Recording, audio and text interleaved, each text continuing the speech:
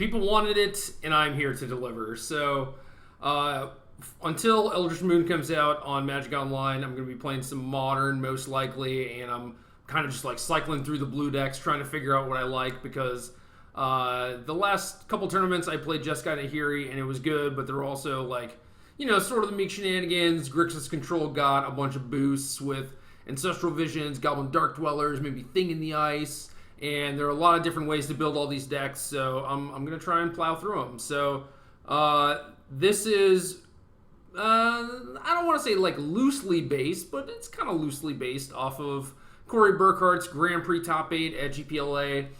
He also has a GP Top 8 in Pittsburgh with Grixis Control, so dude is kind of a master.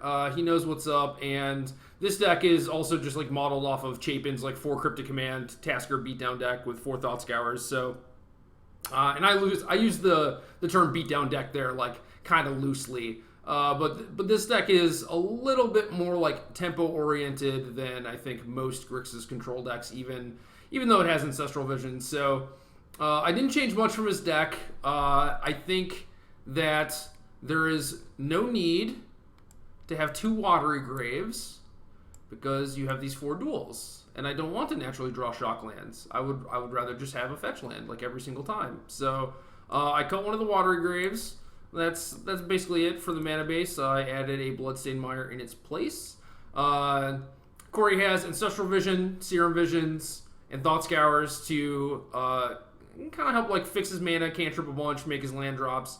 Only 22 lands, which can be kind of dicey with Ancestral just because like you do kind of want to make your land drops while your Ancestral is ticking down, but it is better to rely on the cantrips to do that just because you don't want your Ancestral to come off and actually draw a bunch of lands off it. So you have a low land count. Hopefully, that means you're going to be drawing like more cantrips instead of lands when this Ancestral comes off. But yeah, ideally you want to make all your land drops and then get up to Cryptic Command mana and just start chaining these off basically with whatever you need to do, because Cryptic Command has a lot of modes. But a lot of the time it's just going to be like kill their stuff, counter some stuff, wait for Ancestral to tick off, use that burst of cards to either kill them with Snapcaster Mage Lightning Bolt or Tasker the Golden Fang.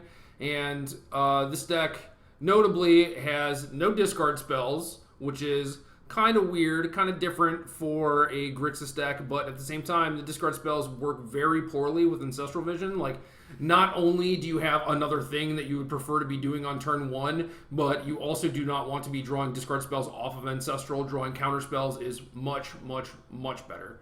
So, we're taking that role. We have 7 commands total, 3 Kolaghan's commands. I think 3K command is pretty much the normal number. Corey had 4 in his Pittsburgh list, but this list with Ancestral Vision and Cryptic Command, like, you don't need as many sources of actual, like, raw card advantage, and there's also 4 Thought Scours and 4 Snapcaster Mages, so I don't think you're ever going to feel like you're light on Kolaghan's command.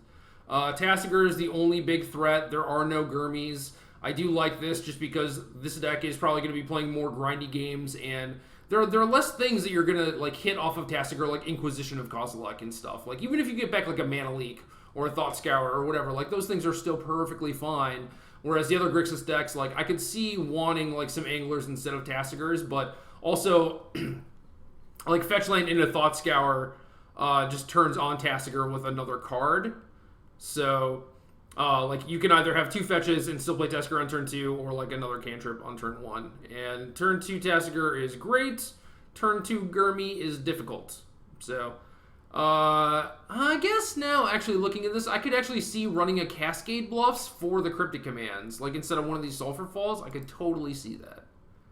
But we're not going to make that change. We'll just run it as is. So, a couple Mana Leaks. This could be Remand. I think Remand is very poorly positioned the last couple weeks. You guys probably saw me do my videos where I was siding out Remand against basically everyone. And that's just because if your 2 mana counterspell is targeting a spell that costs 1 mana or less, Remand is not the card that you want. Mana Leak is much, much better because even if you're just like countering a Curd Ape or whatever, it is so much better than remanding it. And this deck is all about basically just like making 1-for-1 exchanges. This is not like the Nahiri deck where you just need to buy time and play Nahiri. So This deck is mostly about grinding your opponent down to 0, so I do like Mana Leak instead of Remand. Corey had 1 Remand, 1 Negate, which I think is fine because having a Negate main deck is serviceable and it saves a sideboard slot, which is very nice. I do think Leak is, I don't know, it's like the happy medium between the two where each one has the instances where they're going to be dead, and I think Mana Leak is going to be less dead the majority of the time.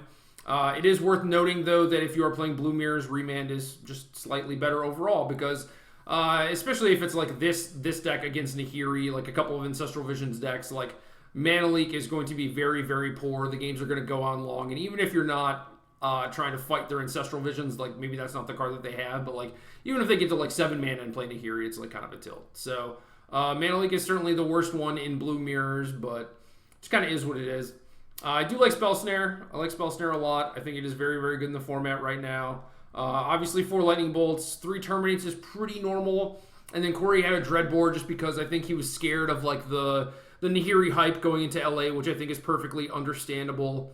But at the same time, I like having a removal spell in my deck that is not black. If you look at Lightning Bolt, Terminate, Kolaghan's Command, they all have red. Sorry. So things that have protection from red are actually like pretty tough to kill. Notable things are Fire Extinct Crusader, Master Waves, and even something like Core Firewalker can actually just give you the beatdown. So having Murder's Cut, I think, is nice to have access to, especially when you have 4 Thought Scours. Like 4 Thought Scours opens up your deck so much because you end up seeing so much more of it over the course of the game. Like it's not that uncommon to go through like 30 cards. So between Thought Scour, Snapcaster, Kolaghan's Command, you're going to have access to a lot of stuff in your graveyard, and the Murder's Cut is going to come in handy. And on that note, we have a Crypt Incursion in the sideboard, which I think is really cool. This is a nice life gain option. Dredge was also a deck that around that time was getting a lot of press, and Crypt Incursion just annihilates them. So good on Corey to see that one and play with it. Same deal with the Thought Scour, Snapcaster Mage stuff. Like instants or spells, instants or sorceries are going to be much better than permanents in this sort of deck. Creatures are kind of the exception because of Kolaghan's Command, but spells are going to be easier to access, I think, just because of the Snapcaster Mages, and you can always like backdoor K Command into Snapcaster Mage into Crypt Incursion. So on that note, though, we do have a Peace Strider and a Merc Lurker. Corey had 2 Spell Skites and a Sun Droplet. Those cards stink. I think people just like board in Revelry against you just kind of in the dark anyway. So obviously Peace Strider can get hit with a Revelry, but at the same time, you can, I don't know, I guess the old deck I could defend it with like Inquisition if I really wanted to, but I think the only time it came up, like I had a Dispel, and that was good enough. But it's 4 mana, it gains you some life, it doesn't ding you when they have Idol on. I really like Peace Strider a lot. It's also a colorless thing that can block Etched Champions, so there is that. So it has a couple different uses, so I like this enough. And if they're bringing in like 3 Revelries, thinking that I have like Spell Skites and stuff, I only have the 1 Peace Strider and I might not draw it. So whatever. I like also, even if they Revelry it, you're still up a life. So it's not like the end of the world. But Merc Lurker is just really big. It stops all the creatures. You are almost certainly going to have a swamp in play. And if you ever get to connect with this thing, like even just like draining them for 2 a turn is a huge deal because it's like 2/3 of a card every time you hit them with this. And certainly the mana payment is not free or anything, but I think Merc Lurker combined with a deck that has 3 Tassigers I think is huge. So we do have 3 life gain options for burn, and considering how we have like leaks and snares and a bunch of like dispels and maybe even negates after board, I feel like the burn matchup is like actually winnable as opposed to just with most Grixis decks you just sign the match slip because you can't really do anything. You can't interact with them meaningfully enough. You can't clock them. But this deck, has the 3 life gain cards. You have Snapcaster, K Command. You have a bunch of counter spells. It's obviously still going to be tough. Like they are a natural favorite against you, but at the same time, now we actually have a shot. So I like that. Plus, Peace Strider and Merc Lurker are good creatures against Wild Nacatl and Kird Ape. So I like these better than just playing something like Sun Droplet, which is not very good against Wild Nacatl. Engineer Explosives, kind of a catch-all. What was I playing this for? Just like Lingering Souls and Master Waves and just like random permanents. It just like solves a lot of issues, and it's one of those cards that does that, but it doesn't really work with any of the stuff in your deck. Like, it's not good with Snapcaster, it's not good with K Command, you don't want it in your graveyard, so like, you know, the Thought Scouring and stuff doesn't really help it, but like, it's just a good general all-purpose card. We have some Fulminator Mages to try and beat Tron. I've also used these to good success against decks like Scapeshift. Slaughter Games is a card that I love. This is a very good inclusion. Very, very smart. I think this is very good against Scapeshift ad nauseum. To a lesser degree, Tron. And having access to one Slaughter Games is a big deal. Like, I don't think you want multiples just because it's not good against like every single combo deck necessarily, but drawing one feels real nice. So I like the one. Kind of similarly, is it Staticaster, good against Infect and other small creature decks, Affinity, etc. Anger of the God, good against Zoo.